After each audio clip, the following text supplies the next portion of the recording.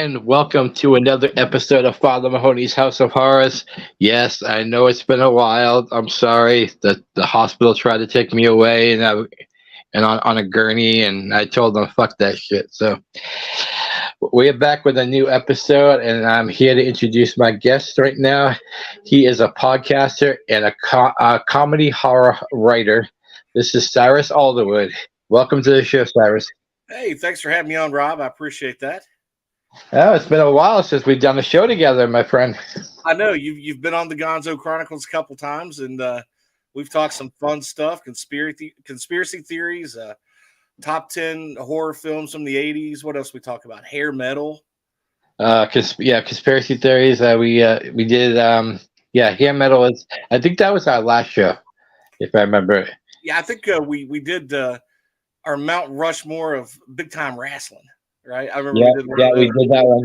Yeah, we separated into categories of like best singles wrestler, best tag team, best heel, best face, and then we had Mount Rushmore. And I still stand by my. I can't remember. I know I had Macho Man in there somewhere, but a lot of people are like Macho Man. He's not a top 4 guy.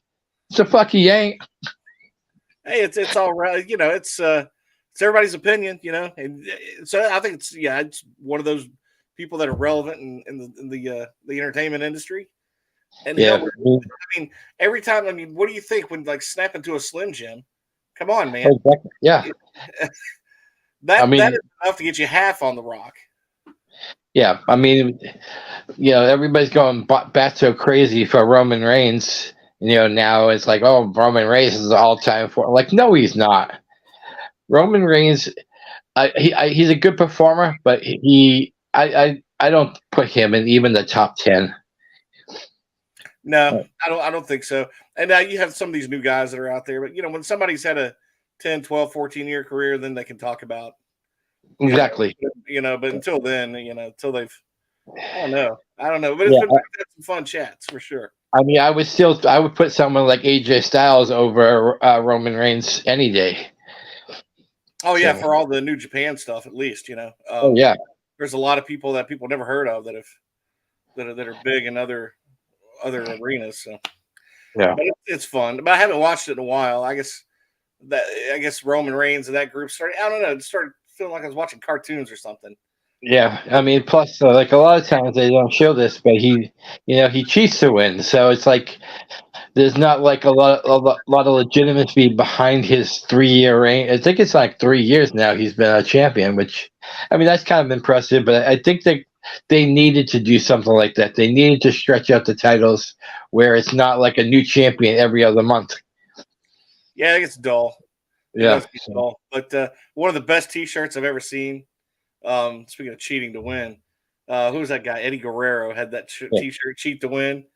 And I thought I would, if I could find one to fit my fat body, I would get one now. But that was pretty cool. Cheat to win. Well, before we get off the wrestling topic, it's funny that you bring up Eddie Guerrero because now Rey Mysterio's kid is a wrestler, and he's the biggest heel in wrestling right now because he did everything to deface Rey's legacy and career. He even says, "You're not my real dad. Eddie Guerrero is." Yeah, he's going back to that old WCW storyline where Ray lost custody of Dominic, and now he brought that right back and brought it into his face like Eddie's my real dad. And oh my God, the heat he gets is crazy. I've never, in all the years I've watched wrestling, I've never seen anyone that can't even speak on the microphone. The crowd boos him so loud he can't even talk on the microphone. That's hilarious. Hey, I got a little something. Okay. It was interesting since we're talking about wrestling and it just popped in my mind. Sorry to interrupt, but I thought. Go ahead. Check this out. Oh wow! Yeah. Oh yeah. I did not know this. Yeah.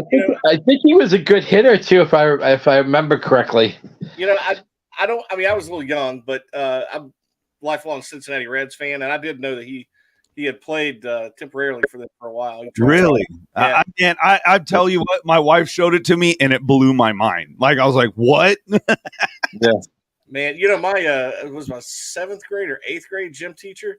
He had tried out for the Cardinals like 4 or 5 times. He was a really good ball player. Oh, wow. Yeah, that was kind of cool. All right. Now, I just wanted to pop in. I was like, dude, I saw this and I was like, I've never knew this. This was insane. So, yeah, I think Grandpa showed it on his Facebook recently too. Oh, he did? Oh, okay. Yeah. All right, guys. That's crazy, huh? Well, before we go into a little bit of talking about like shooting the shit like the old days, I want to give a big shout out to my intro music. The group is Evil X. You can find them on Spotify, and they were nice enough to let me use the music so that I wouldn't have any copyright strikes and shit, because YouTube likes to do that. They like to copyright you for everything that you say or everything that you post. And that's why I'm glad we're on Rumble today. So, so for the people that don't know who you are, Cyrus, give us a little definition of who Cyrus Alderwood is. Yeah, let me give you a little bit of the skinny. I've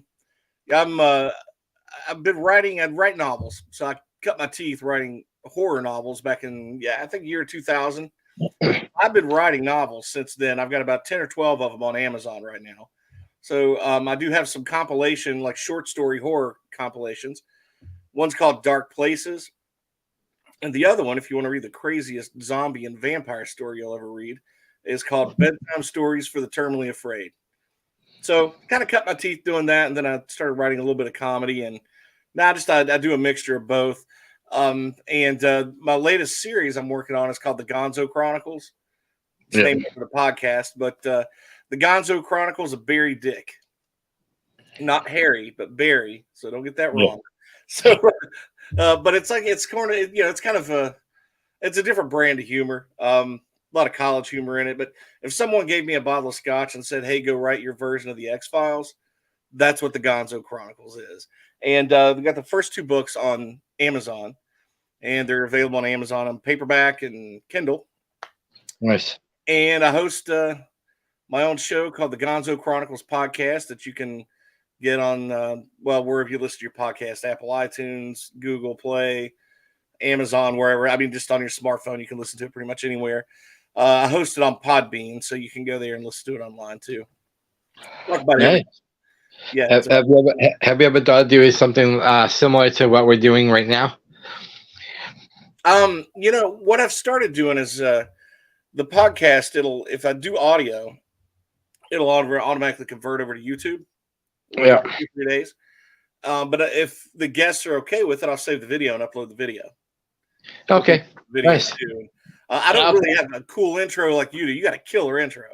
Yeah. Well, the music was my selection, and Mr. Producer picked up the video selection part. And yeah, like I said, my producer is the best producer in the world right now. Kudos, my friend. But yeah, no, I brought up that question to see maybe like someday you'd like to join our network, because we're always looking for shows. And I know you, and I know that you're always very entertaining. You always has a lot of knowledge. So yeah, something to think about. Definitely would, especially if I get a killer intro like this and go to get on those other platforms where you can go live on those. Because a friend of mine, actually, she has a show down in Atlanta, Cafe de Cooper show, and I'll go on with her. Sometimes I do my alter ego, Cyrus Alderwood, and then other times I do. She has has me on to talk about the news, and my day jobs. I own an investment advisor company, so I deal a lot with stocks and bonds, and I keep it up the news and stuff.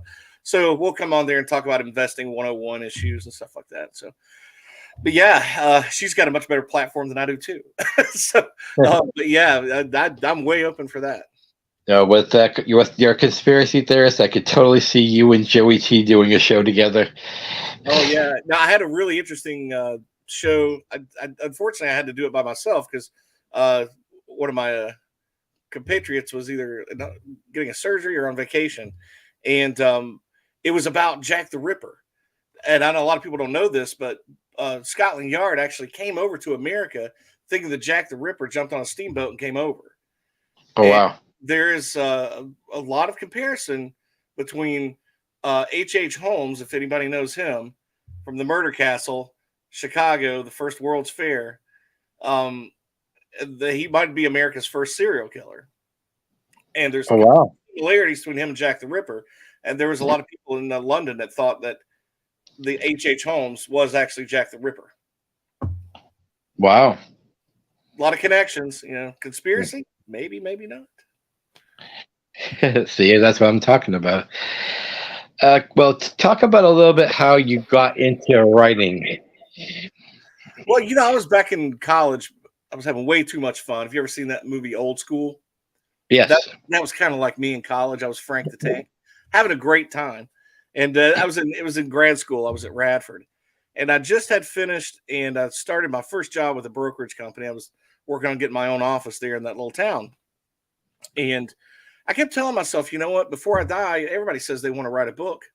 Well, what the hell am I waiting on, right? I mean, I might get hit by a bus tomorrow or hook up with the wrong girl. I've seen Fatal Attraction. These things happen. So it's a college town. You never know what can go wrong. So anyway, I decided I'd start writing a book, and I went to Cincinnati and visited some friends. I had this engagement that went all wrong and got broken up, and I was kind of depressed. I just went up there to party with some friends in Cincinnati, and a friend of mine toured me around this cemetery, one of the oldest cemeteries in the country, it turns out.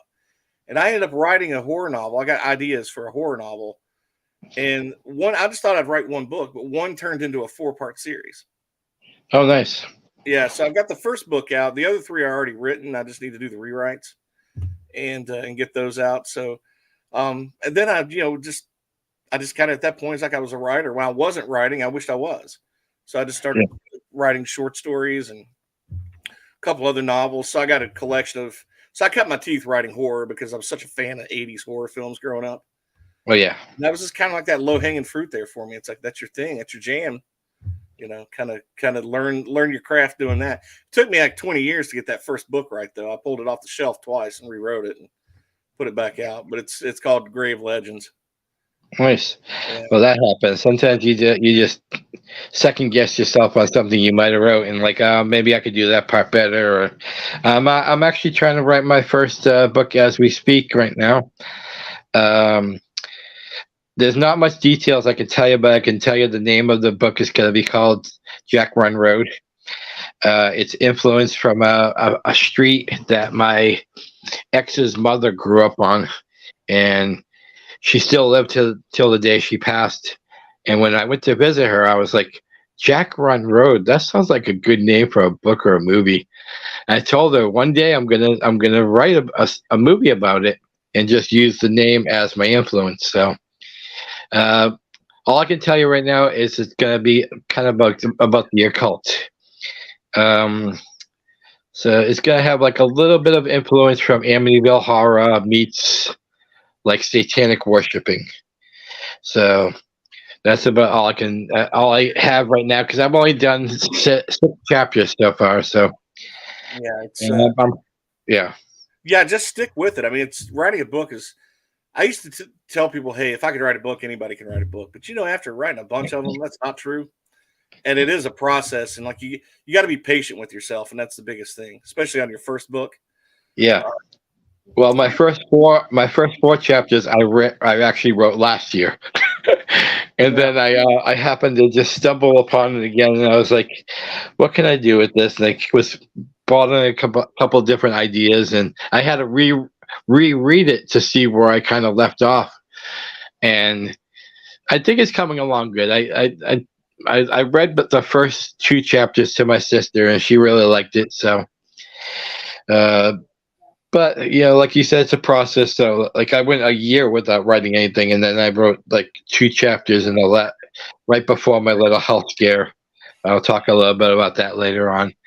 But yes, so yeah, it's a process, and yes, it can be like, you get that writer's block. And I think that's what happened last year. I ran out of like ideas, and luckily I stumbled upon it again to start rewriting again. So yeah, now fortunately I've never had any writer's block, but I started doing something here recently with some other writers in the local guild, and then people from different parts the country that I know. It's called a writing prompt challenge. Yeah. And I've got this really interesting deck of cards. It looks like it would be like something you get in a Trivial Pursuit game.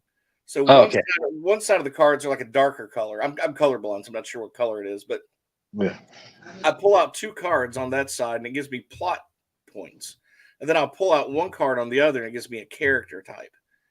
And then I send that out to everybody at the first of the week. And then on Saturdays, we all take like 30 minutes. We write something based on what those 3 cards, whatever our imaginations come up with, and do about 2-3 pages, no more than that. We're not taking all day. It's just a prompt, And it's so cool to see so many different directions people's imaginations will go. Some with the same prompt, I've seen people go sci-fi, horror, period pieces from the 1890s and early 1900s, all the way to like, I don't know, like bizarro stuff, It's just, but it's really cool. It's really cool. People just the imagination of people that they have. So yeah, it's kind of neat to see that play out. Nice. Now, earlier you did say you are a huge fan of 80s horror. Now, besides the 2 movies we're going to discuss in a little bit, is there a particular favorite that you resonate to a lot? One of my favorite movies of all from the 80s was made for TV by the same guy who wrote these stories, Salem's Lot. Oh, great one. Yeah, that was an amazing film. Of course, the Nightmare on Elm Street, you can't go wrong with those. Yeah, I just did a show not too long ago talking about Nightmare on Elm Street. So yeah, so there was actually 80s was a great time for horror because you had suspenseful stuff. You had I've seen so many horror movies from the 80s. I could rattle them off, and your audience would probably know them, but most people would just draw a blank. They would I've never heard of that. Like The Mouth of Madness. What's that? But yeah. That was a great film. Yes. Great storyline, No, what we were saying about the Nightmare on Elm Street is I was actually going to delve into maybe a part 2 and a part 3, maybe do each movie as a separate show, because I find that Nightmare on Elm Street, I think it had a lot of good consistency up until you get to Freddy's Dead. I think 1 through 5, the storyline pretty much is the same. You get to see the mother once in a while as a figure, but I think once it got to Freddy's Dead, it kind of lost a little direction to me. At least to me. I don't know how you feel about that. Yeah, they kind of like a beast of their own after that. It's kind of like they try to jump the shark in Freddy's Dead. It's like. It's a movie within a movie, they show Freddy as a young kid, and I did like the Alice Cooper as the dad. I did like that casting. Yeah, that was cool. That was pretty cool. Now, I haven't seen those in a long time, but I own all of those movies. Another one was The Fog. Yes, The Fog, and the remake was called, what was it? The Mist. Yeah, and the Mist actually had one of the best sad endings in the movie history. I know. Yeah, I was sitting there like they're all contemplating killing each other, and he kills everyone, and then all of a sudden here comes the rescue team, and I'm like, what a horrible ending! I know. If he'd have chilled out for like 3 more minutes. Yeah, exactly. But of course, they thought that it was the Mist coming back to get them, so they didn't want to die, and so they were just gonna kill themselves. I'm like, oh my god! I feel so bad for that dad. Man, I almost felt that like they were safer out there in the mist than they were with that crazy woman in the grocery store. Oh yeah, I know that lady was cuckoo for Cocoa Puffs. Oh. Mr. Producer, before we go into the shows, did you have a particular favorite 80s horror? Particular favorite 80s horror movie? Oh, man. There is a lot of them. I don't know. I always go to John Carpenter's The Thing. I always go to that. That's one of my favorites. That's a great one. I got to see that late last year when they brought it back for an anniversary at the theater, and it was amazing to see it at the theater. So, And I got to see Jaws too. Also, they brought back Jaws for a anniversary. I saw your post. You're like, I'm at Jaws right now. I'm like, that is so. I mean, I think everything's making a comeback. You know how everything kind of went away and it's all digital, but now people are going back to physical media because they're cutting a lot of stuff out of original films now because they're afraid they're going to offend someone. And to censor art is, in my opinion, is terrible. Why are you doing that? That was the vision. That's what made it the great movie it is. Why are you taking that out of it just because a small group of people might get offended by it? And if you're offended by it, watch something else. Yeah, exactly. How ironic is it that the same from Hollywood and the elites out there in Berkeley from the 60s, which had a great point about censorship and freedom of speech and expression, are the same people now in that industry that are trying to censor what people say and do. Yeah, well, it started in the book industry when they went after Huck Finn, and nobody runs around using that language now, but in that time, in that era, it was a very different time and era, and we're all going to look back and judge people on the sins of the past based on the morality of today. Exactly. But really, in my argument, it was what fucking morality, really? Yeah, what morality. Yeah. Because back in the day, there was a little bit left to imagination. Now you have top 10 hits where women are bragging about being sluts and whores. The moral police, really? Because what was it, like a handful of years ago? The Christmas song on the radio, and everybody's like, "Oh, that's dirty." The cold outside. Yeah, I know what you're talking. Maybe it's cold outside. Yeah, and Cardi B had the #1 song with Wet Ass. It's like, yeah. I mean, it is so ridiculous, and to censor a mind like Mark Twain that wrote this book that is part of Americana. Yeah. Just because you don't like the language, well, then don't read the book. Because if you go and change it, then that's not the book. You've just altered it. That's worse than the Mona Lisa and putting blonde hairs on her. I mean, what's worse than the Mark Twain book or watching a Tarantino film like Pulp Fiction? How many times they drop the N-word, or Django or the new Django film? Yeah. Oh, it's like every other word. It's like, So I mean, why would you? Censorship to me is like a form of evil. If you don't want to listen to something, just don't listen to it. Just move on. Exactly. Nobody has to stop and listen, but you have Karens everywhere that have to stop and set their own hair on fire. I blame all of our problems like that on suburban white women. I take it they're not a big fan base of the show. Wait a minute. We have fans. Yeah.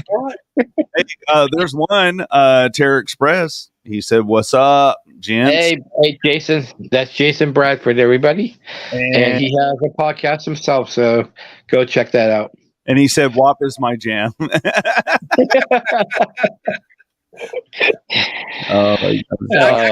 can't wait to see Smokey the Bandit back on the big screen again. Oh my god! Oh no! They played that. They played that last year, but I missed it. See, my bucket list is like, I want to drive cross country in a Trans Am back in that day. Hell yeah! Warming everywhere I go. I can't wait to do it. I'm going to follow a Coors truck all the way across country. Oh, guess what I'm going to see next week? I'm going to be watching Enter the Dragon on the big screen. Oh my God. That's awesome, dude. Yeah. All right, that was my answer, Father. Okay. Father. Yeah.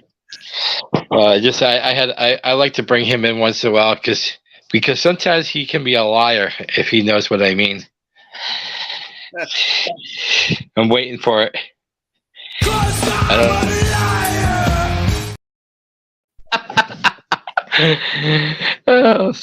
Very good, Mr. Producer.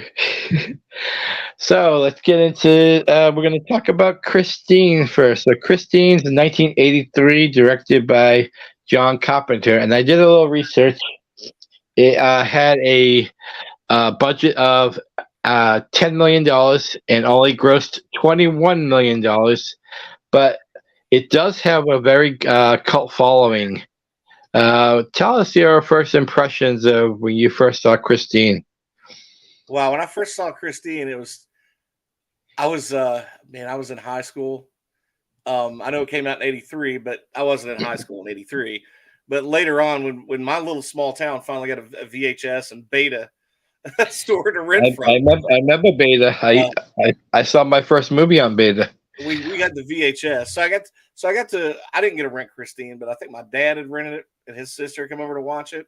And then when they weren't around, I watched it, and it scared the bejesus out of me. Like I thought, like this car is possessed. This is crazy. But in hindsight, I've probably seen this movie 20 times or more over the years. I always notice little nuances about it all the time. Yeah. And he mentioned earlier the Thing, because Carpenter directed The Thing. Yeah. Here's a little irony about that. John Carpenter, one of the reasons he jumped on this movie to do Christine was because he kind of wanted to he was so grossed out, sort of in a way, all that blood and guts from The Thing. Yeah. And at the time, it was flopping in the theaters, so it didn't get a big response, and they weren't doing well. So nobody sort of wanted him to do things because he went to do Firestarter, and he got with Stephen King also, another movie of his, but he got fired from Firestarter because The Thing was flopping in the theaters. Yeah. They didn't want his name attached to it. So he needed the job. So he came to do Christine because he wanted to sort of get away from the blood and guts. Yeah. And do something a little different. And even though they sort of wanted to, the weird thing was with the studio at the time, and I may have read this in Rolling Stone or something somewhere years ago, but the studio at the time, they wanted a real hard R rating because the horror genre was really starting to take off after Friday the 13th and all these things started catching on. And so he kind of said, no, I'm not going to go blood and guts, but you want a hard R rating? He changed the script enough to drop enough F-bombs in there that could get a really good hard R rating. Yeah. So that's how it got R rated. Well, I mean, it has an interesting cast too. Keith Gordon, who later on did Back to School. Yeah. Alexandra Paul, who plays Lee. John Stockwell, who's Dennis.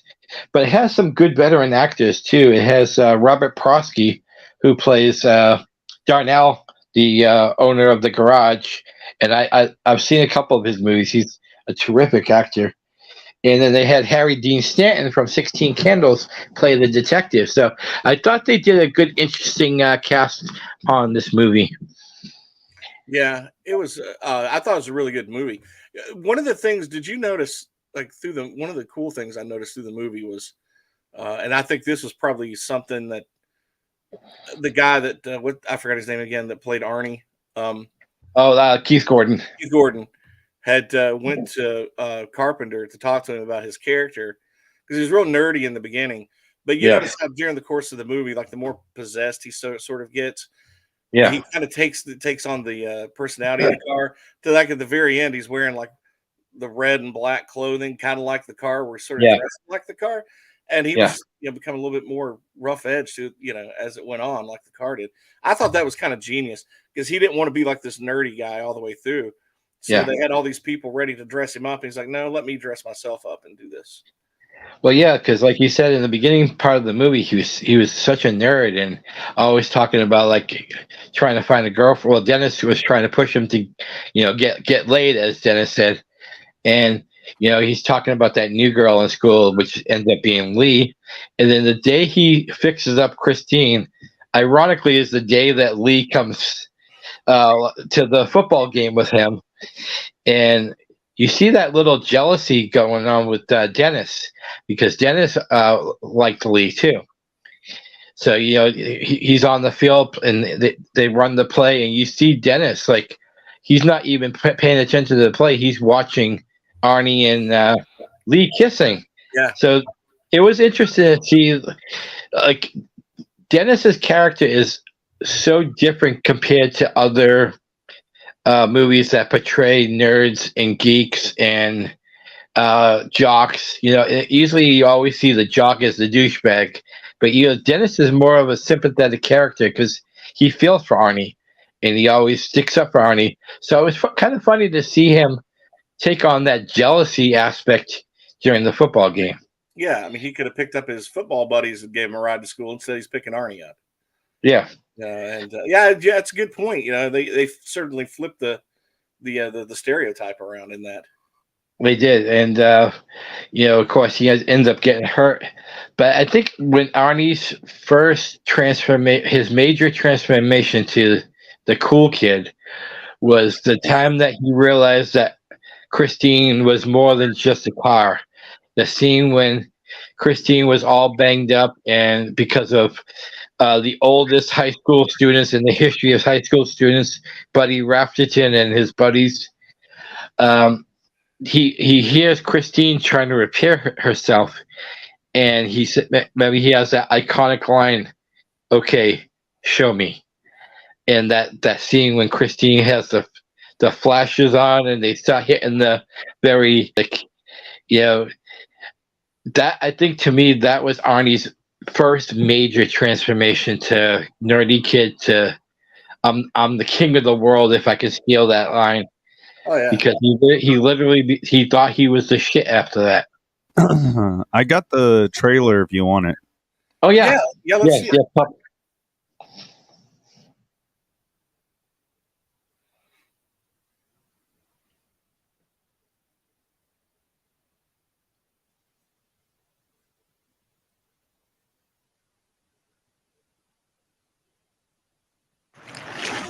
Sonny, you ever owned a car before? I just got my license. Start her up.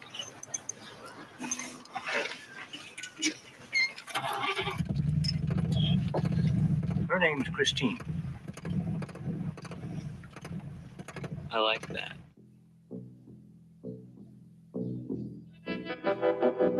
You notice the tape on his glasses.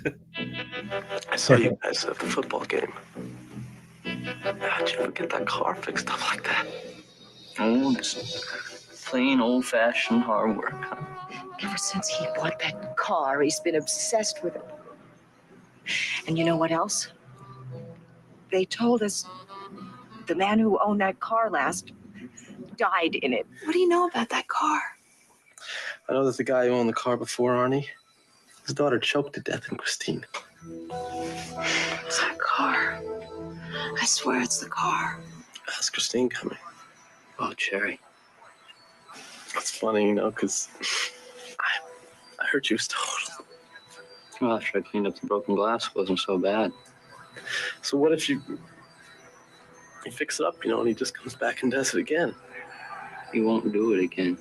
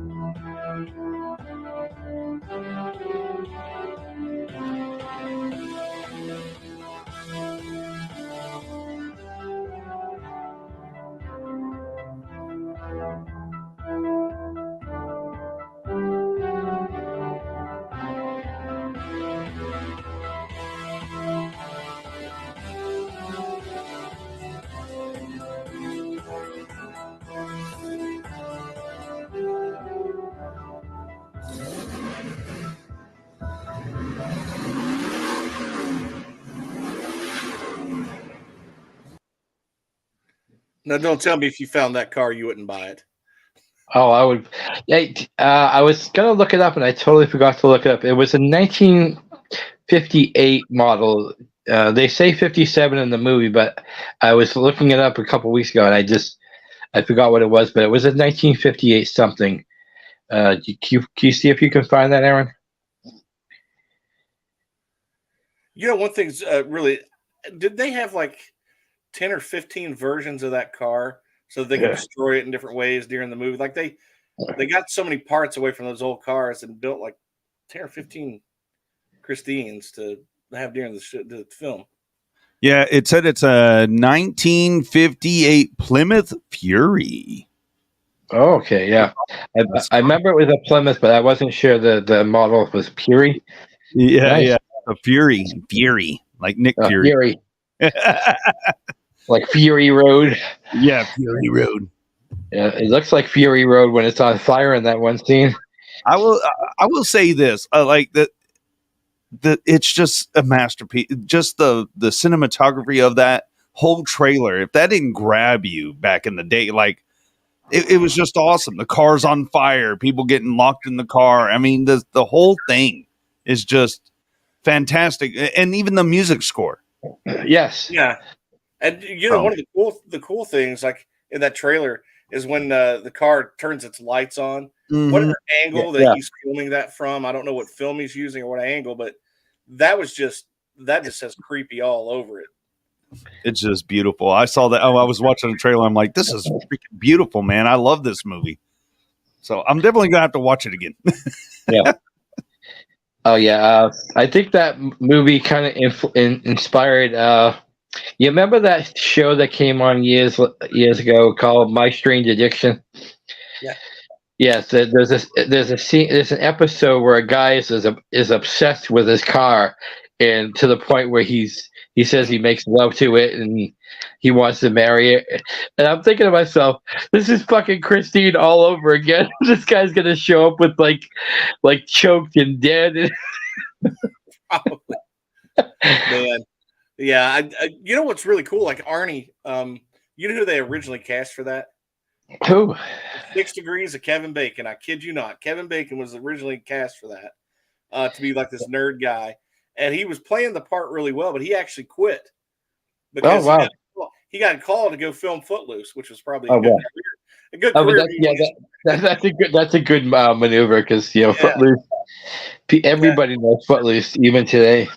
And that's when they called Keith Gordon in because the studio, I remember reading about this and hearing about this a long time ago. They wanted 2 big name actors. Yeah. So they initially wanted Brooke Shields after the Blue Lagoon movie was so big. And remember Scott Baio? Yeah. Yeah. They wanted him. And it was John Carpenter who's like, he pushed back on it really hard. He's like, we don't need big stars to have actually outshine the car. Now, who was Scott Baio going to play? Was he going to play Dennis? Yeah. Okay. Yeah. Yeah, I like Scott Baio, but I don't think I think they cast John Stockwell perfectly. I think he played that role like really sympathetic. Like I said, he flipped the script on that where, normally the jocks are the ones that are picking on the geeks. He's the one that was like always sticking up for Arnie and, protecting Arnie. And the ones they actually get to play the bad guys were like the oldest high school students in the history of high school. Yeah, they failed 15 times. They're 30 years old and shaving before class. Yeah. Now, I think probably the director probably saved that movie by pushing back on not having those actors and getting those lesser known actors, because that movie certainly wouldn't have been the same if you'd had Kevin Bacon and Scott Baio and Brooke Shields in it. We wouldn't be talking about this like a classic horror film to this day, I don't think. No, I agree with that. But one of the interesting enough is one of the guys who plays the bad guys is the guy from Friday the 13th Part 2, Stu Charno, who played Ted. He plays the guy who works. He plays the guy who works at the gas station that gets blown up, and he has his one line basically in the whole movie is that Cunningham? Yeah, I didn't even recognize that. Good call, man. Yeah. I bet there's a lot of those old Friday the 13th guys that popped up in movies all over the place. We just don't remember, Yeah, I think what's her name from Part 2? She was in April Fool's Day, I believe, if I'm not mistaken. So. Oh wow. She doesn't have a huge role. I think she's like third or fourth billing, but yeah. So as far as Christine goes, you guys, I want Mr. Producer's opinion too. Have you ever had an obsession with anything in your life that made you kind of forget about like everyone else? Oh, anything. I mean, it doesn't have to be a car. It could be anything like a video game or a sports team or sports in general? Yeah, I would turn to. Yeah, I mean that's what they're there for, right? Sports and movies and everything. When I was younger, I would really like dive into movies more than anything. Like that's what I was obsessed with. Like I would get a movie and I'd just sit there and forget about everything and be like drawn into the film I was watching. And then later on in life, it was video games, but now it's this. now it's doing your new addiction. Yeah. I mean, I love doing it, and I love talking to people, and I love talking. So I mean, that's what it just manifests into this. And yeah, I would say when I was younger, it was movies. I was a homebody when I was a teenager, so I would go and, hold on to your hats. I went to a video store and rented, VHS tapes, and then it was DVDs after that, and just rent the latest movie, So. What about you, Cyrus? I feel bad for the generation that don't know what Blockbuster is. I know. You can stop and get that bag of Blockbuster popcorn on the way out. Oh, man. Yeah. And then your candy bars and stuff. Yeah, probably NHL '94. That was on the. But that's addicting. That was addicting. That took up 2 years of my life before I realized it was time to go home. Yeah. And then I guess when I start writing books, man, I can get lost in 2, 3, 4 hours, not even realize where the time goes. I'm working on a book or something. But yeah, music. I got into a lot of music. So that was sort of my escape in the 90s, yeah, I guess. Music too. Yeah. So just things like that. I mean, I think everybody always looks for a good escape, and and I started reading books. And I was going to ask you, both you guys. I mean, Christine was a great movie. Have you read the book? I have. It's been a while, but I used to have a bunch of Stephen King books when I was in my 20s. I had a pretty good collection, which I'm trying to restart again because of these shows. But the book is really good too. I don't remember much of it, but I remember that I was really drawn into. I kind of was like my escape. I was like reading that book every day until it was done. Yeah, people always say, "Hey, the book's always better than the movie," and this and the other. And I think that's one reason why I started picking up Stephen King books to read when I first. Yeah. But I saw the movies first. But then because I remember reading him, and probably a long time ago, in Playboy magazine interview, where he was complaining about how he would, these producers and directors would have, the book, and then they would go off of the book, go off script of the book, and it would make him mad. Like, what was that one with Maximum Overdrive was an example. Yeah. Then he actually went and helped another guy make a movie called Trucks, which was based on, and that's on Tubi right now. If anybody's ever interested, that's not much better. No, it's not. But I did love Maximum Overdrive, by the way. I did too. But this was one of the books that I think initially he was so annoyed about because they went off script on The Shining, but in this one, in Christine, in the book, the former owner of the car was supposed to be like this ghost that sat in the back seat that haunted and talked and taunted Arnie. But when he would look back in the back seat and see this decayed corpse, it more took the shape and form of Arnie over time, not the original owner. So he was looking at himself. You know what I mean? So it's like how that was how it was like messing with him. So that was kind of a weird thing. But I think John Carpenter sort of squashed that. He didn't want that in the movie because everybody had just seen American Werewolf in London, and he had the same kind of thing going on with his buddy who was a ghost that was taunting him everywhere he went, trying to get him killed. So he didn't want to have that same thing and feel like they were ripping off another movie, even though Stephen King wrote it first. But that's why they kind of, I guess, killed that in the movie. But that would have been very interesting to see how that would have played out with Carpenter, as good of a director as he is, with some of the people he worked with. That'd been kind of a cool scene. But maybe it was too expensive or something. I don't know. It could have been that, but also, some of these things that you read and then you see the movie about it, it's like there's no way they could have put it in the film. You know what I mean? Like some of the stuff that's in it, there's no way. And it really does come back down to money. It really does. I mean, they're not going to make money on this if they show everything that he wrote or went kind of exactly what the book did. And I guess maybe it's also, I don't know, I'm just thinking out loud. Maybe it's also so people that did read the book will be kind of surprised at a movie, because if they read the book, then they already know the ending. But if they go to the movie, it's a little bit different. And, I don't know. Rob, do you think it's maybe like ego too with some of the directors that could be they want to have their own creative version and they kind of I think so too, because Carpenter, besides his Thing flop, he was a pretty well-known horror director back then. So maybe he's like, well, I can do better by this book than the guy who wrote it. I'm sure that him and King probably clashed at some point too. Because I know King usually is on the set, but I don't know how much creative power he has when it comes to the movie version. So I'm pretty sure he probably had a couple of words with Carpenter, like, "Hey, this is your movie, but I would prefer you to kind of stick to the path and not go off the path a little bit." Yeah, I'd say once you sell the movie rights to somebody, they might call you in as a consultant, but that's about it. I would say, but that's very interesting. But that probably happened to a lot of Stephen King's movies. But I know there's a lot of really talented and creative people in like independent filmmaking that would probably love to do these scenes, but again, it's money. That stops them from doing that, because a lot of the most creative stuff right now is certainly not coming out of Hollywood. It's independent filmmakers, and they just, again, but the quality of the films lack because they don't have the budget.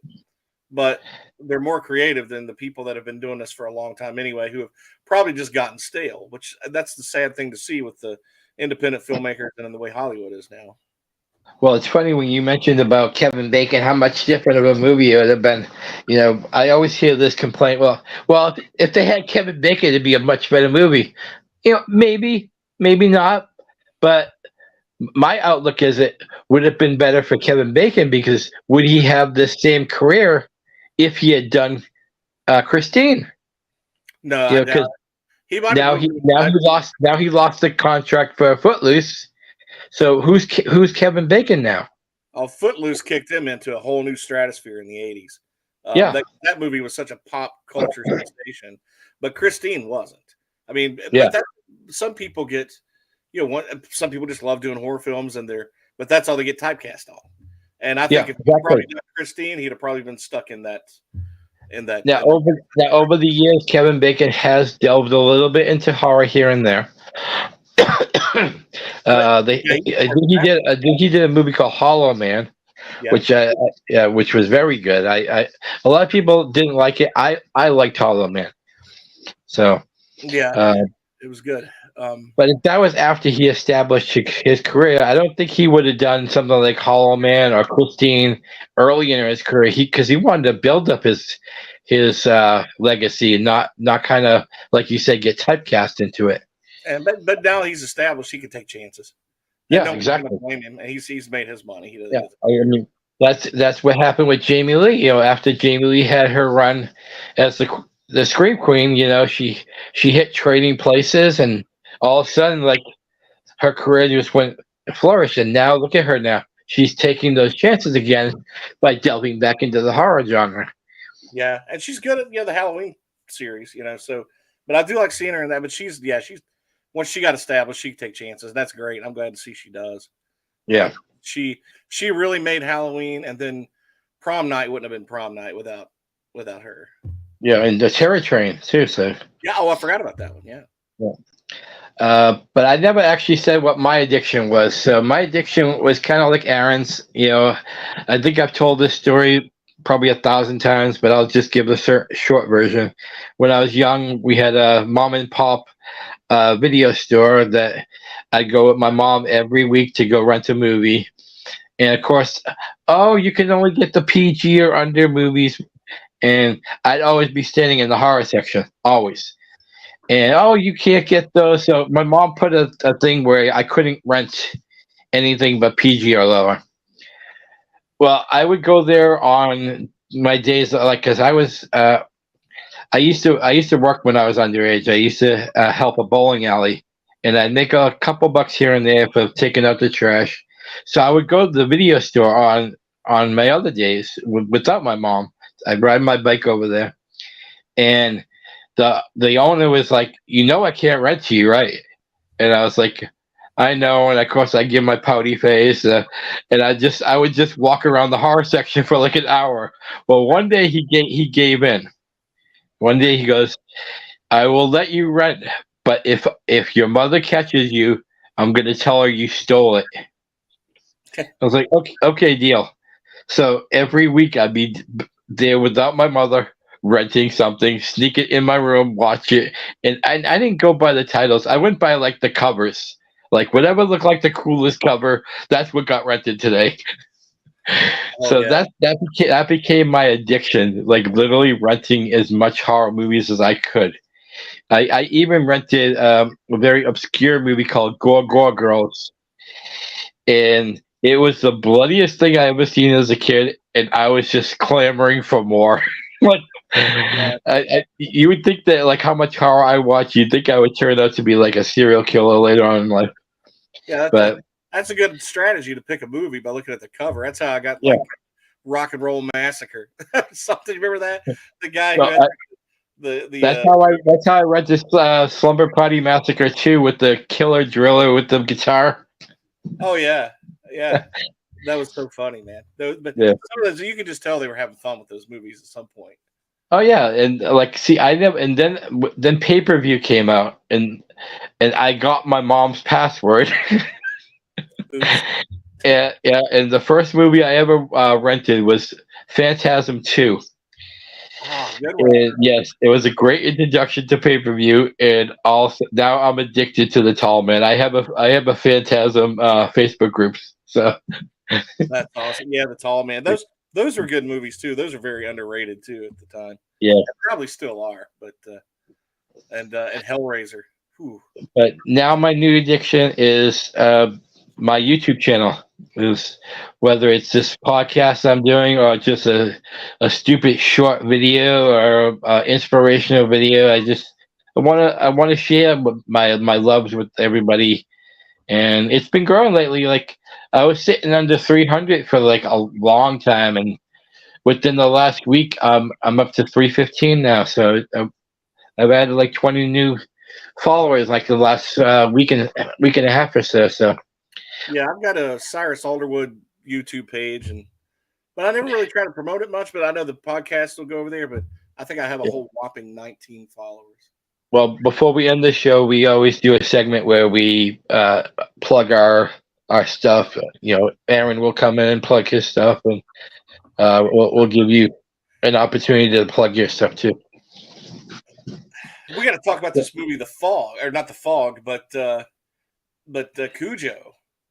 Oh yeah, we'll get to that in 1 second. Let's just go with our ratings right now. So on a 0 through 5 rating, what do you give Christine? I give Christine a solid 4.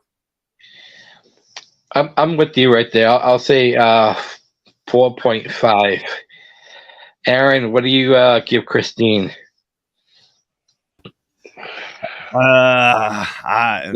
don't do the PBR system here. You'll definitely. I'm gonna go with our guest here. I'll give it a 4. It's a solid 4, man. Okay. Really... So, yes, sir. No, I sit there right with you guys. I just give it a 4.5 because it brings me back to a better time in life. We can do a show about that in another time, but today life is so complicated. The horror movies today, a lot of them are woke, and the 80s always has a special place in my heart because they had the what I don't give a fuck attitude. They put what they put on the TV. If you like it, great. And like we said earlier, if you don't like it, there's other fucking things to watch. So. Yeah. Nobody was politically correct, but everybody got along anyway. How crazy! Yep. Yes, exactly. Crazy. Who knew? Who knew that would happen? Whenever you want, I do have the Cujo trailer. So whenever y'all decide, we'll start that. We'll do that before the talking about it. So, hit the Cujo trailer. All right. Crazy dog. Crazy dog. Let's see. Here we go. All right. Nothing that lives in the imagination is more frightening than the terror that lives in Castle Rock, Maine.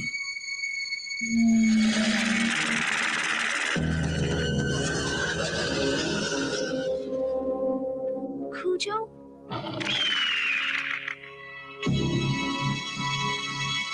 Cujo? Can you get us in here?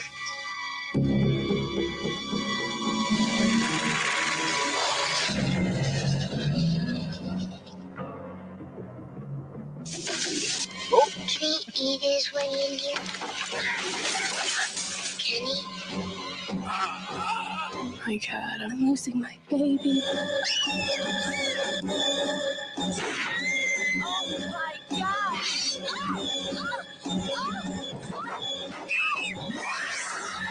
From the novel by Stephen King, creator of Carrie and The Shining, comes a startling vision of fear.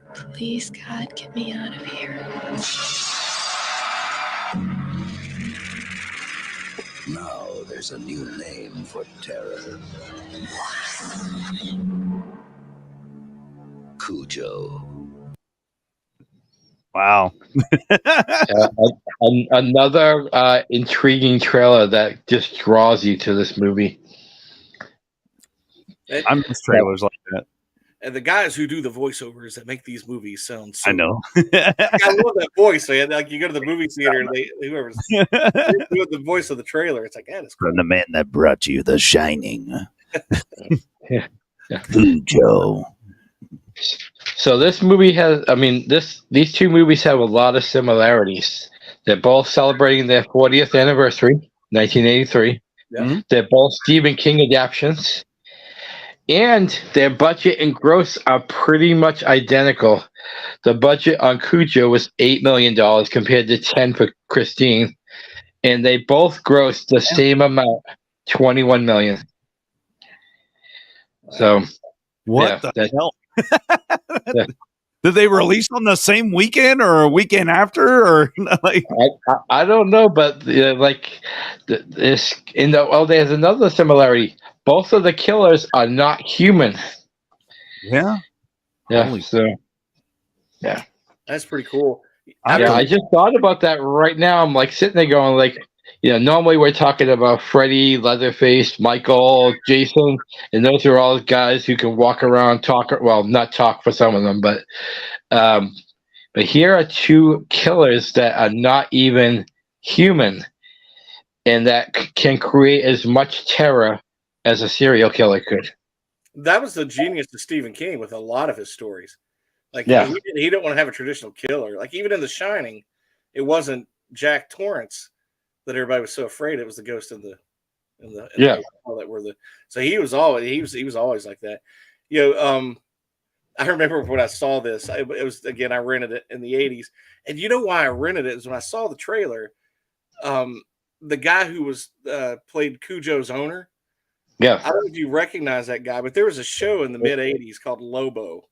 Yeah, and he was the goofy sheriff's deputy called Perkins. And I thought that was Ed Lauder, right? Yeah, like Goofy Perkins is in this. So anyway, that I was kind of shocked. Actually, Perkins was not what I expected in that movie. And once again, there's a pretty good cast in this movie, and there's also, unlike Christine, there's an alternate backstory. It's not about the car. In this one, it's the affair between Donna and Steve Kemp. Yeah. And how Donna realizes that she's sitting at the table. She tells her husband Vic, "You're so good with him," talking about their son. And I think that moment she realized what she was throwing away. So there's a different kind of backstory to this one, but really the backstory has really no bearing on what happens later on, except for the fact that Vic, who is I can't remember his name, but he keeps calling Donna and realizes Donna's not answering, and his first instinct is she's having an affair with Kemp again. So he comes back off of his shop cereal meeting, which is I'll talk about shop cereal in a second, but that's really the only bearing of the relationship, the involvement of the relationship that is part of the storyline. You know, you could have done without the backstory in this movie and still had a great horror movie. Yeah, I think the book was did you read Cujo, the book? No, I did not read that one. Okay, because one of the things Stephen King I think did in the book, and they didn't really bring it over into the movie, was by having so many subplots, there was a lot of tension that you just felt between the characters. Yeah, that maybe didn't come across in the movie, but in the movie, in a book, you can have a lot of boogeyman, bad guys, whether it's a situation or a dog or a vampire or whatever. But in the movie, the whole focus is really on the dog, and the backstory. I guess she had to be having an affair, or he wouldn't have come back to check on her. I guess, and sort of saved the day, I guess. Yeah, no, I agree with that. But Cujo, I rewatched this the other day to prep for this show, and I messaged a buddy of mine who's also on our network, Cody Robinson, and I said, I forgot how scary this movie was. Oh, no, I messaged, Grandpa the Nerd, which is Paul Rosso. I said, I forgot how scary and intense this movie is. And he said the same thing. He goes, mega intense. Man, like some of those scenes, I would think that was a real dog the whole time, but Grandpa sent me a picture, if you bring it up, Mr. Producer. What was it you needed? I'm sorry. You need that. You have that picture I sent that Paul sent me, right? Yeah. I'm sorry. Here we go. Here's the picture. Again, not what I was expecting. Yeah, but it was interesting enough that they actually used a human inside of a Cujo outfit. Like whoever did the makeup for those scenes, you could not tell that was a person. And I thought the whole movie was an actual dog that they trained to do this. So, that's pretty. Yeah.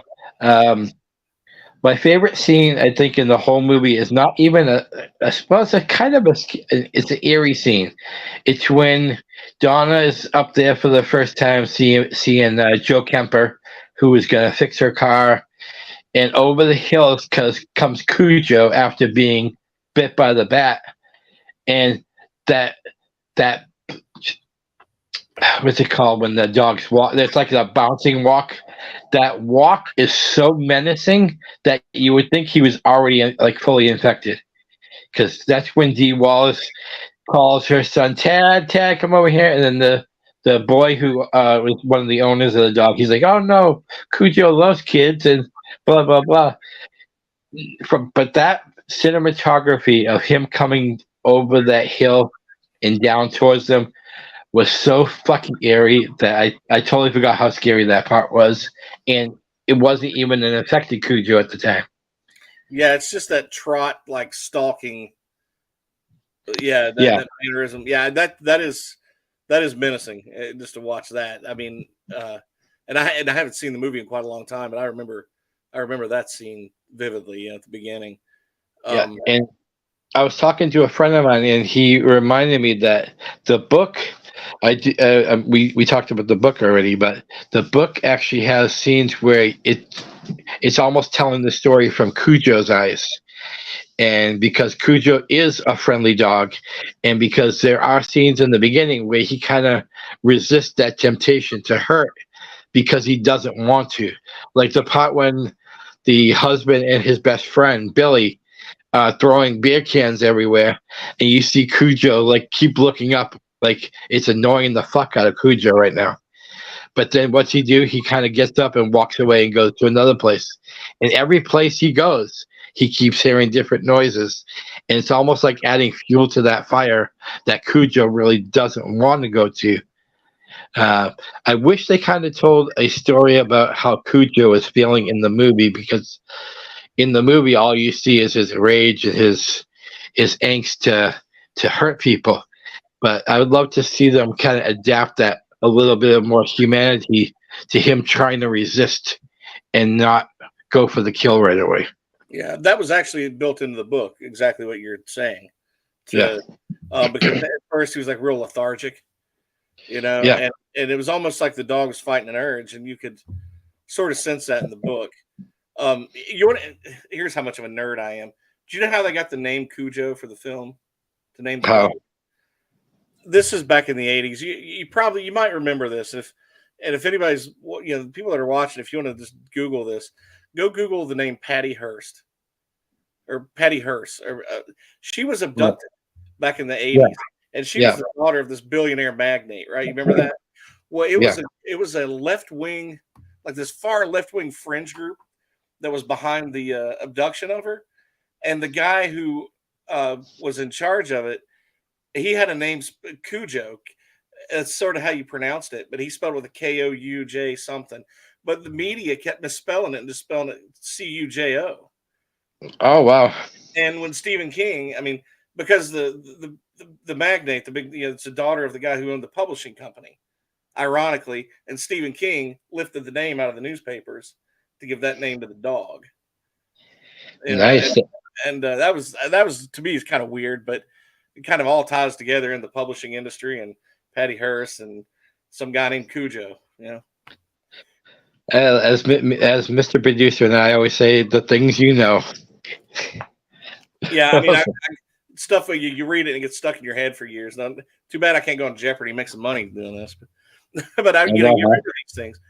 But yeah, they really kind of showed the humanity in a way of the dog in the book a little much better than the movie. But again, the focus was on the rage of the dog. Yeah, but like I said, the beginning scenes when Joe Kemper's wife tells him she won the lottery and I'm going to go see my family in Connecticut, and he's planning a big trip with his buddy Billy to go to see some strip clubs in Boston, and there's some good strip clubs in Boston too. I know this because I've been there. But the scene when they're just throwing beer cans around and causing all kinds of ruckus, you can see Cujo fighting that urge because he looks up a couple times, kind of like, would you shut the fuck up? But then he try to lay back down. They would make more noise. He finally just walked away, and you can hear him making a yelping sound, like almost trying to talk to them and say, "Hey guys, chill." But as the movie, like I said, then he went under the porch for a while. And then he has people walking above him, and everywhere he went, it was like that fuel to the fire because every place was loud and kind of rude to him. So he finally, it's like he got to his breaking point at some point. And like I said, that scene when he comes over the hill, that to me, I still get goosebumps every single time I see that scene. It's beautifully shot, and it kind of sets up that scenario, what's going to happen later. Yeah. But there was some great casting in this one too. Obviously, Dee Wallace, who Dee Wallace to me can't do any bad movies. She's just one of those great character actresses that you hand her a script and she becomes that character.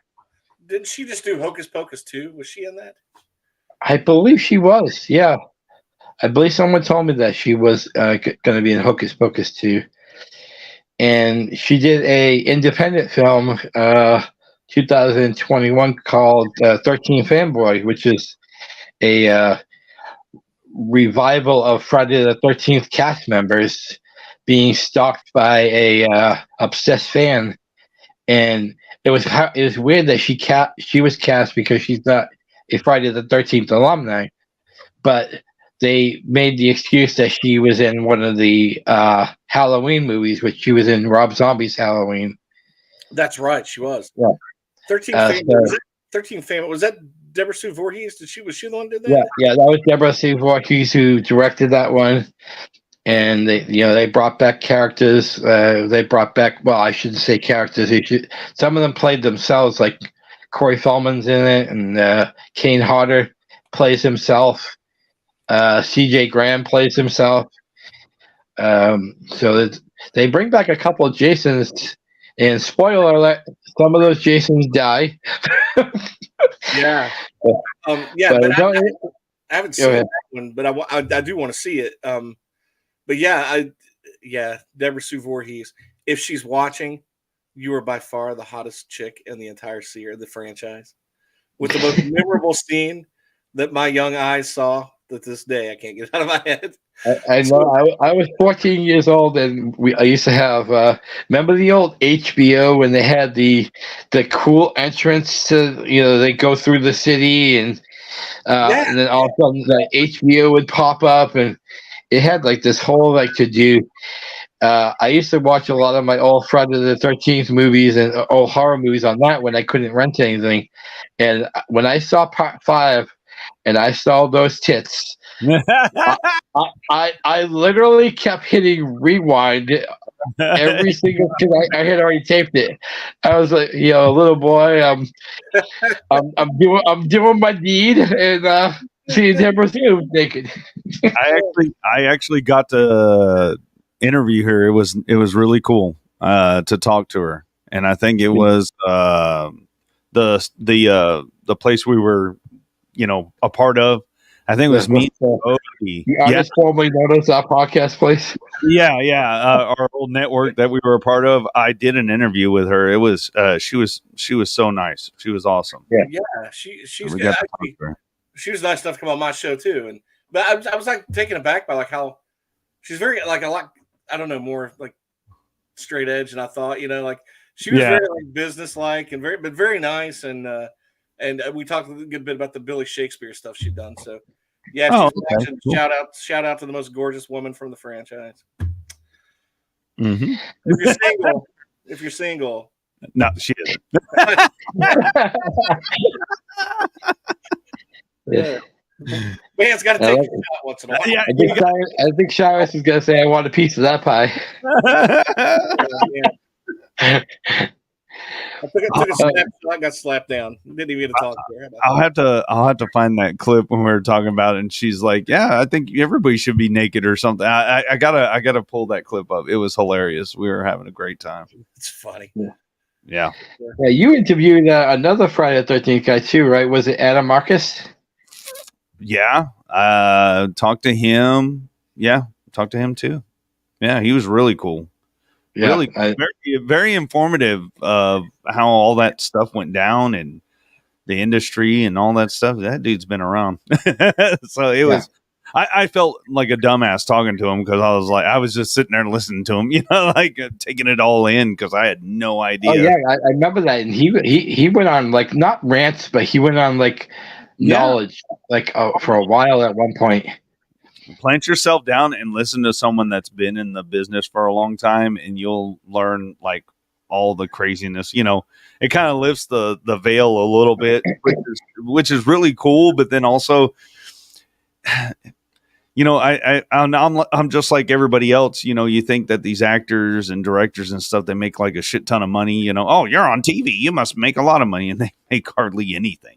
I mean, it's they don't make them a lot and. Yeah. Some do, but not a lot of them. You know what I mean?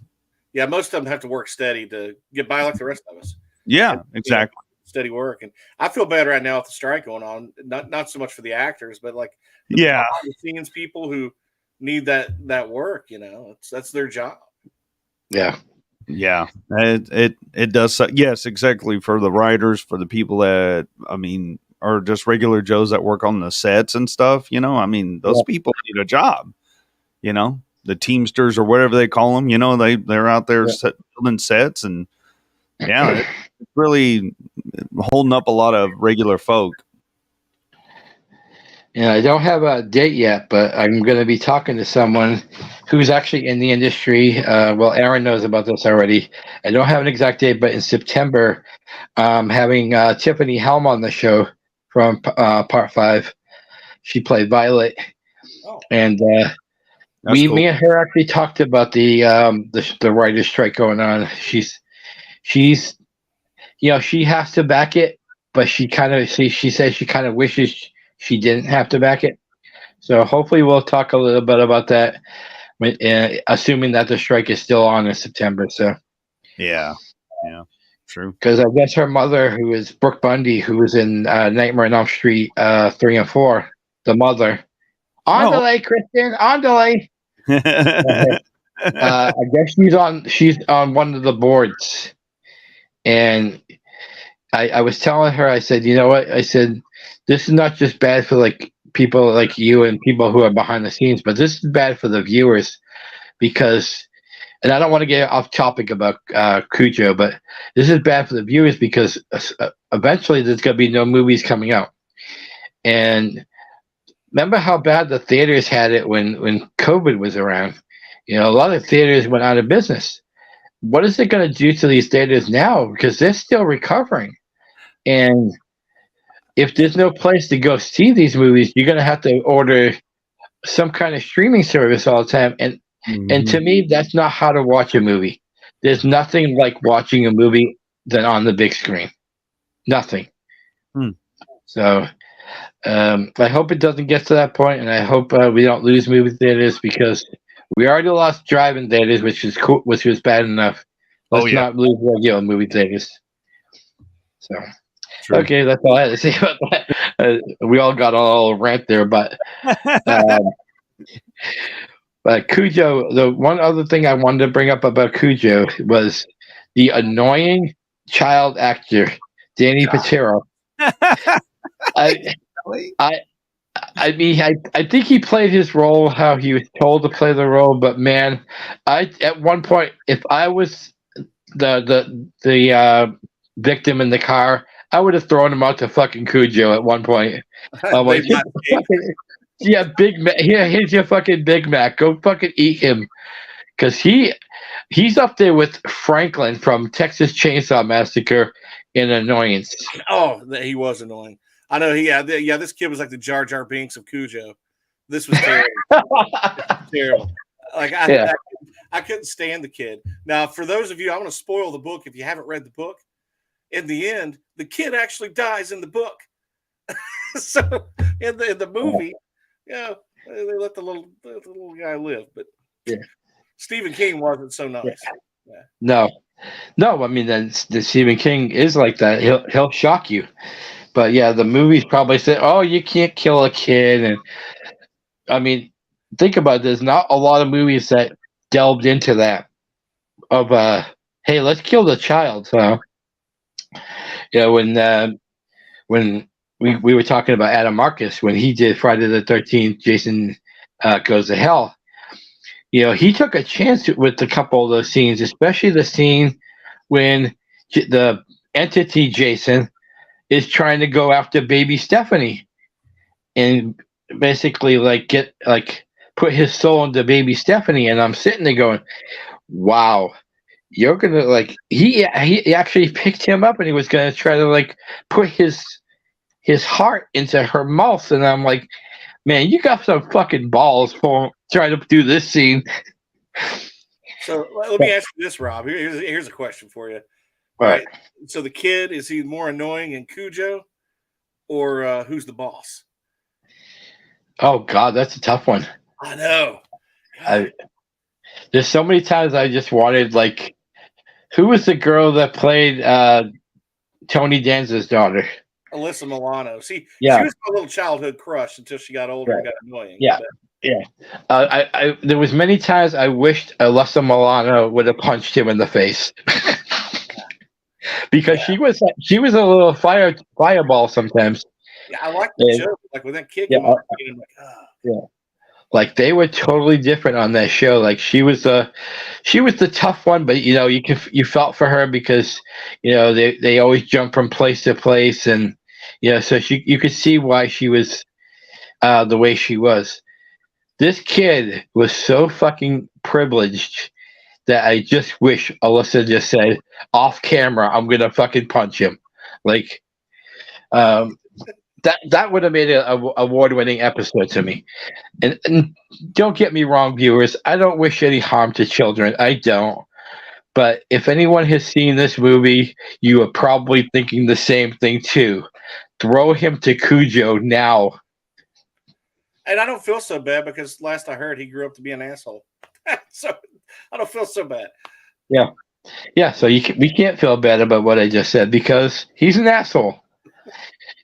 We need to get that song for the show too. Dennis Leary, I'm an asshole. Classic. Yeah. But so anything else you want to say about Cujo except we didn't delve into the terrifying scenes, so let's just do that before we finish. So those scenes, I forget, like, were you saying the same thing? How fucking intense is this? I mean, they chose the perfect breed. To me, they chose the perfect breed for this movie. A lovable Saint Bernard. Yeah, the fact that it was such a friendly dog in the beginning. Now, if they'd have picked something like a German Shepherd, I'm afraid of a German Shepherd, even if it's smiling at me. You know, it's like it's probably looking at me like dinner. But but a Saint Bernard, it's like those dogs are bred to save people. Yeah. Just the irony of the dog that's bred to save humans is going after and eating them, you know. And that was an intense scene at the end. And when the dog went after her, and then, you know, spoiler, she kills and she breaks the bat over him, right? Is that how she breaks the bat to begin with?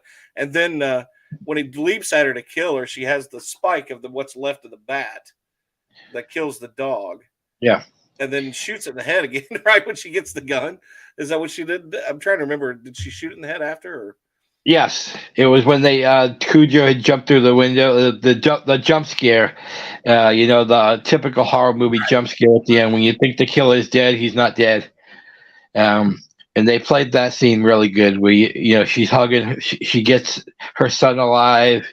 He's breathing, and she's like, it hits that very like nice, happy music, and all of a sudden, Cujo jumps right through that window. Fucking scared the shit out of me when I first saw that movie. I literally jumped back. You think horror movies too. You think you're waiting for that jump scare, but sometimes you think, oh, they're just gonna end it like this. They're gonna end it with all happiness, and bam, they get you. I know. Just when the soft music is starting to play, put your soda down. Yeah. Put your food down.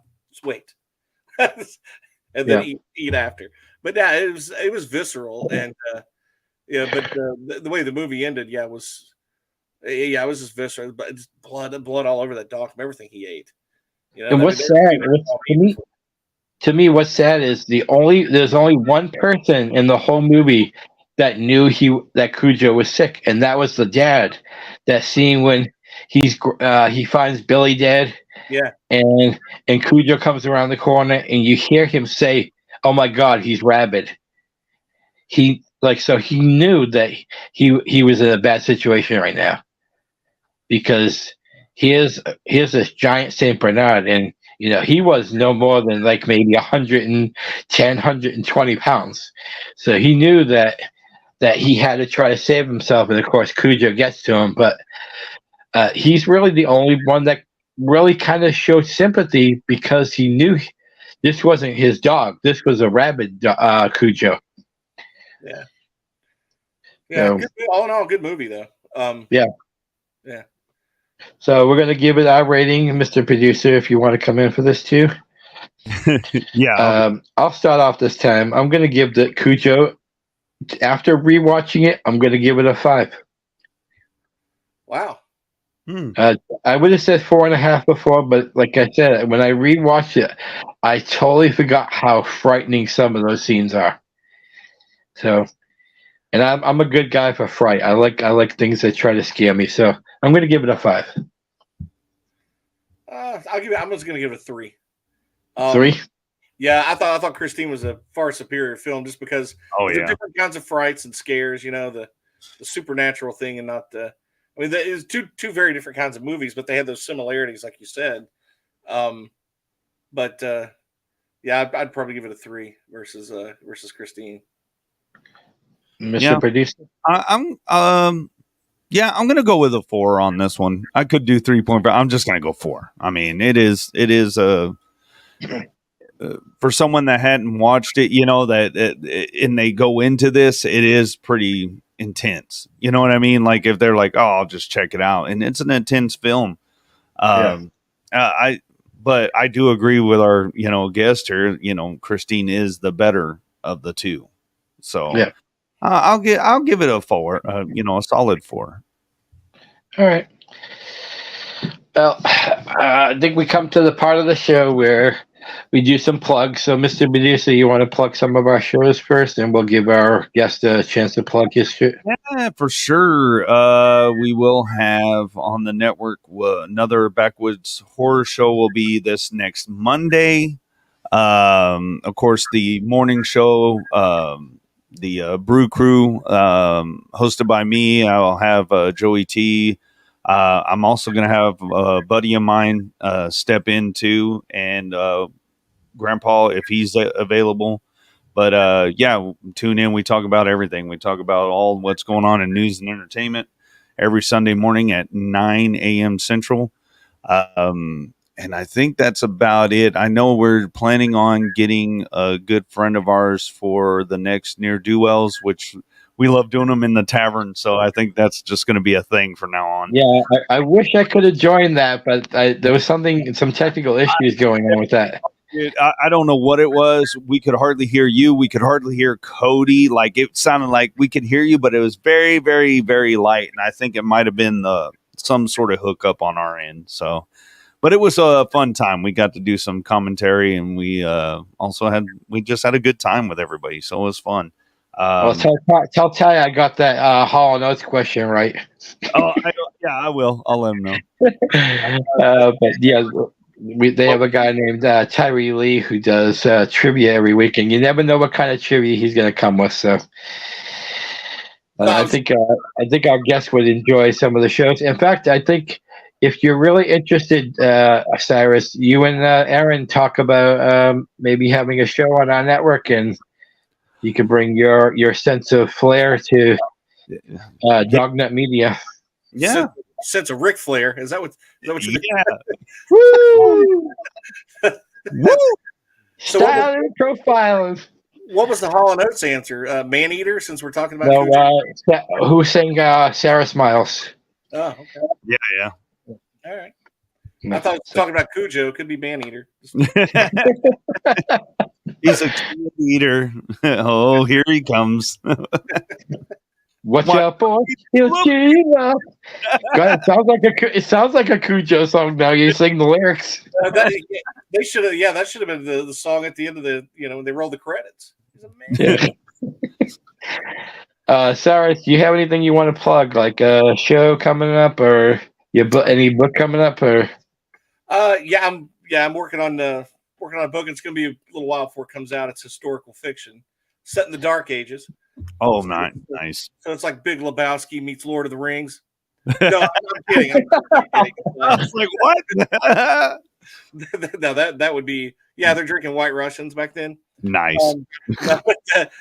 Just I've got plenty of episodes out there. The Gonzo Chronicles. You can find me on Podbean.com or just GonzoChronicles.podbean.com. Some of the stuff that I write, I'll actually put up for free on my Substack. So you go to CyrusAlderwood.substack.com.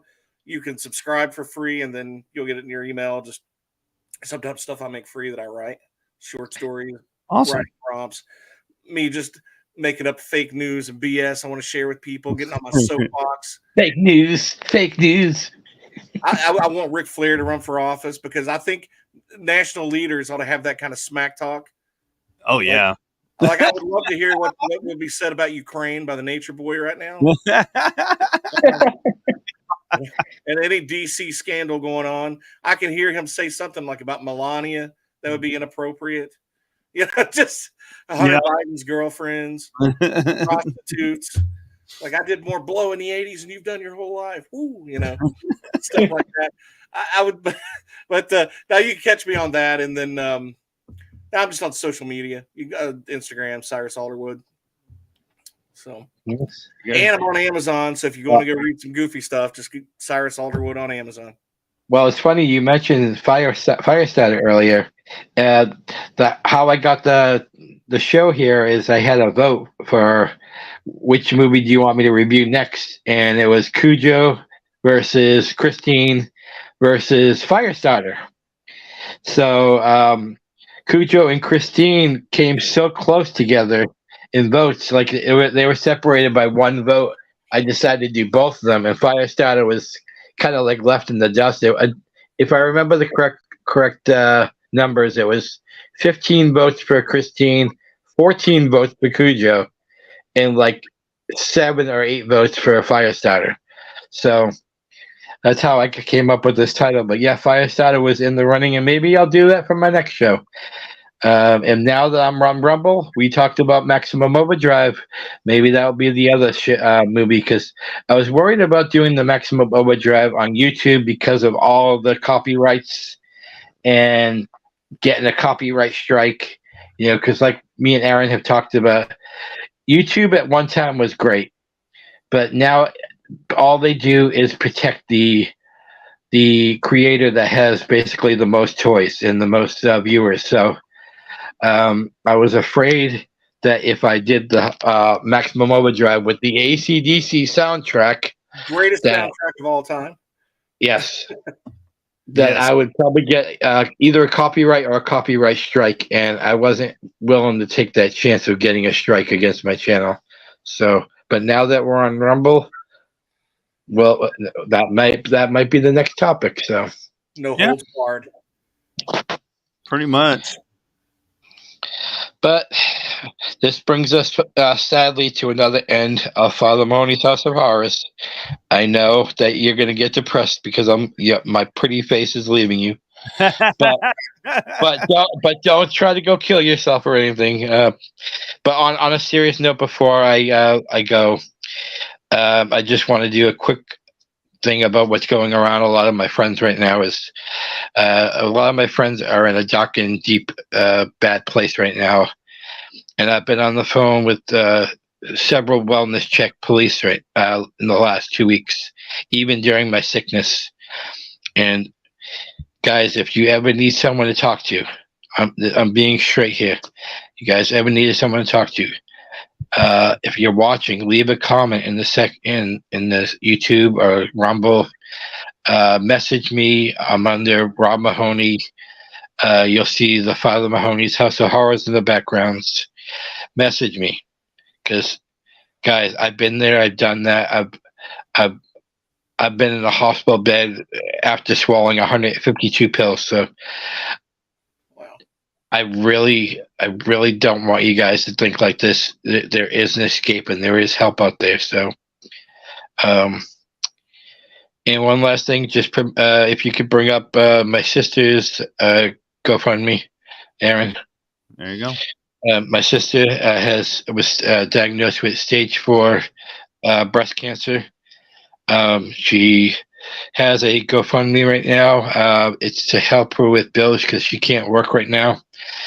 We're trying so hard to get her out of the house that she's living in, because she lives in an apartment on the 3rd floor, and that walk up and down where she has several broken bones because the bones have been affected by the cancer. Anything, guys, anything can help. If you can't send any money and you would just want to send a card, on the link there is a address to send a get well card or a funny card, something to make her laugh, because really when my mom has a lot of mental issues, this is the sister that kind of took me under her wing and raised me. So the best I can do is help her back right now. So you guys, $5, whatever you can spare, I'd be much appreciative to you. Thank you. So this brings us to the end of Father Mahoney's House of Horrors. I want to thank Cyrus Alderwood for joining me today. We definitely have to have you back at some point, my friend. Yeah. I want to thank my producer. I want to thank everybody on the network here, Dognet Media, Travis Christian, Cody Robinson, Paul Rassa, Joey T. I want to thank you guys for always being my bros. And next time I have a house scare, I won't worry you guys so much. So much love to you guys. Thank you, everybody who did watch, and I hope we're going to check out the Rumble numbers after this. So hopefully we have a good start on Rumble. Take care, guys. Much love. Mr. Medusa, take us home. Amazing. There you go.